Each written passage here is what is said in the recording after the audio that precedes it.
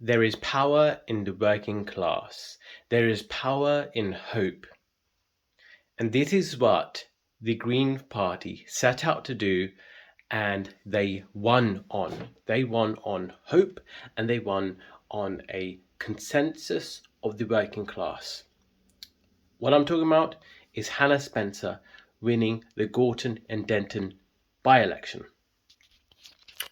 utterly destroying, smashing the Labour Party, which is misnamed now because the Labour Party is the pro-elite party. In the same way that Reform is also pro-elite party. They're pro-business. They're pro, a technocratic society kind of party that represents the elite of the elite, the 1%. Both are pro and also not necessarily for the people of the UK. They're for the people of power. So therefore they would put, for example, Israel ahead of the foreign affairs of their own country. This is this is not something that is hyperbolic or an exaggeration or something. And no, it's not. I'm not embellishing anything. It's just mere fact that power follows capital and capital follows power, and there is a lot of organization or concentration of power and money in supporting this ethno-state of Israel. But that's besides the point. When you are fixated on maintaining power and hegemony, or maintaining the status quo for the sake of the status quo, and you're looking at the Dow Jones or the Nasdaq, and you're seeing that graph go up, that is your main imperative, and you forget that there are people out there who have been disenfranchised because you're caring more about the super rich investors in an economy. Only that those super rich investors are only rich because of the money that they've accumulated from the working class whose labor they've extracted the value from over the not only just decades but the centuries. So we've come to a point now where the incumbent Labour Party is only in power, which we all know because of the incompetence, the severe and repetitive and constant incompetence of the Conservative Party, who are on their way out in terms of any immediate claim to power, because they've been replaced by the Reform Party, and it's very likely that the Reform Party will be the next party in power, because of course the Labour Party are disastrously failing in terms of popularity. Everyone knows that Keir Starmer is simply just echoing, or rather copying, monkeying whatever sentiments the Reform Party are pushing for. They're trying to cover all bases, meanwhile completely and when I mean by all bases, they're trying to cover the bases of the mainstream media, the Rupert Murdochs of the world, who owns the Times and the Sun, and the super rich millionaire, billionaire media moguls. They're trying to cover those bases so that they don't get alienated in the media. Only that the working class don't really have much of a media base.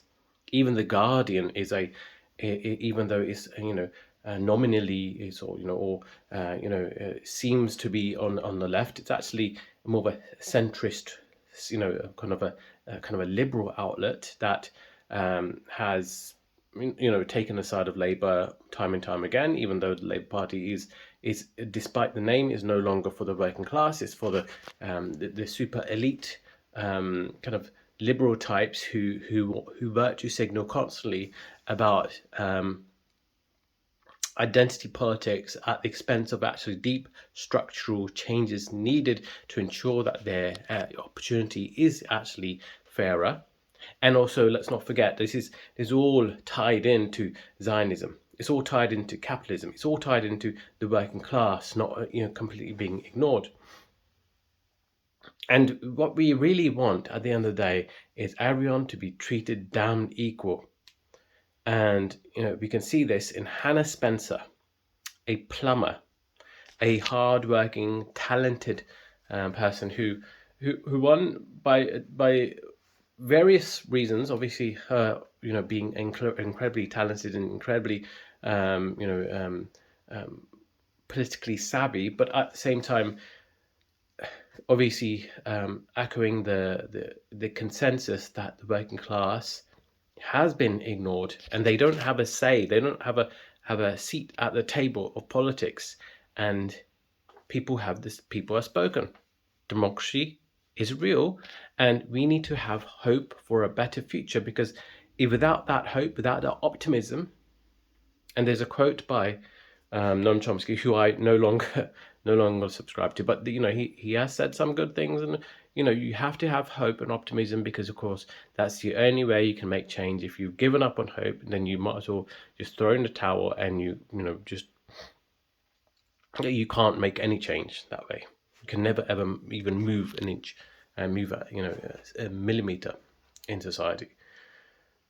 But this is why we need hope, because of course you wouldn't have Zoran Mamdani, you wouldn't have the Hannah Spencers of the world, you wouldn't have true progressive voices out there who are increasing in popularity. You wouldn't have hundreds of thousands of people going to pro-Palestinian marches, demonstrations, people spreading the truth far and wide, people talking about the importance of working class solidarity.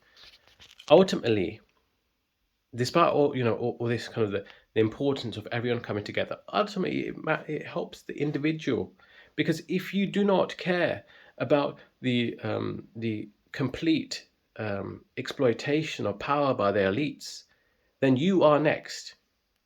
If you do not care about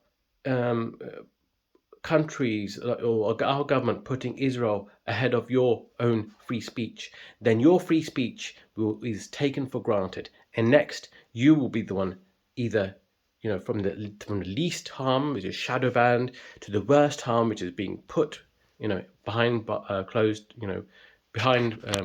bars. It's we need to understand that whatever we see out there, we need to put ourselves in the shoes of the people who are being oppressed.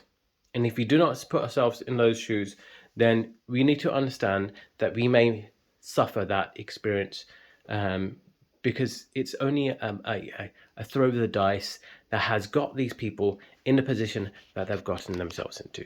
They are only at the other side of the fence, in opposition to the elites. And if you find yourself at the opposite side of the elites, then may God save your soul. We need to understand that individualism and group identity politics, group solidarity, are one and the same. They're both two sides of the same coin. If you do not care about solidarity, then you can forget about your individual rights, because your individual rights can only come through the bargaining power of people collectively coming together and making real change.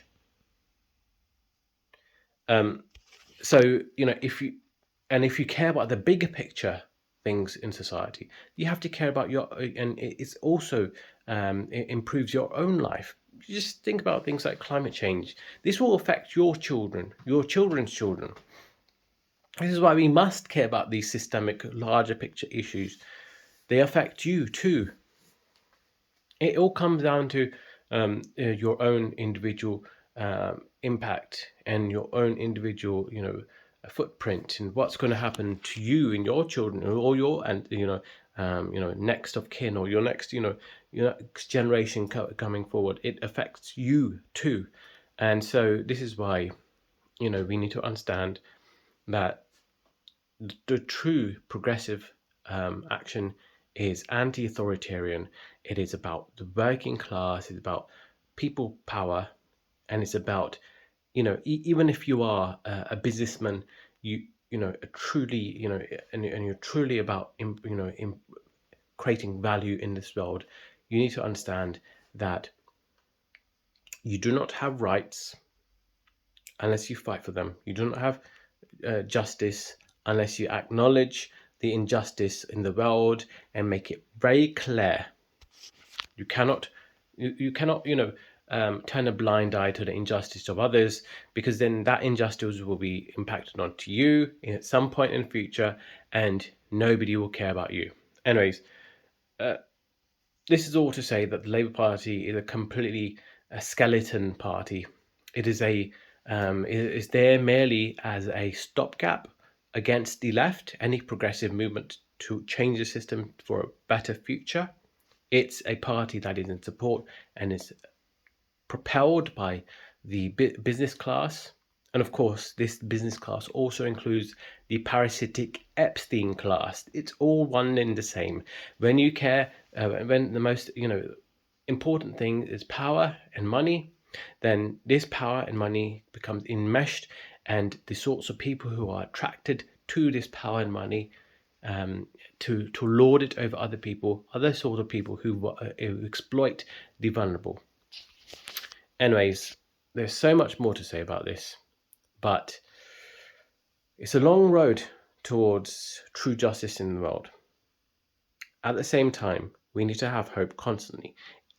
True justice won't necessarily be achieved in our lifetime.